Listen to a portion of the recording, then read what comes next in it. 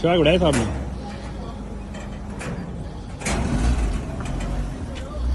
थाने के अंदर इजाफी नफरी। थाने में आपको कैसे बिठाया? 2 महीने नहीं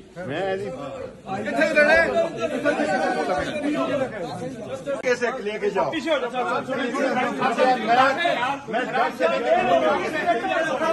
मार देंगे आपको।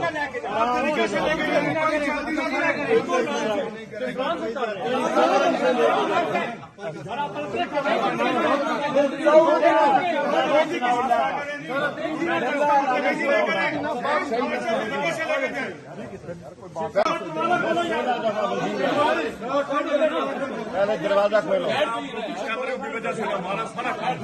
मोहम्मद रसूलुल्लाह, मैंने कभी नशा नहीं किया और गुनाह किए होंगे, खुदा मुझे माफ करे, लेकिन ये खास SHO है राना सनाउल्लाह का, इन्होंने दरवाजे तोड़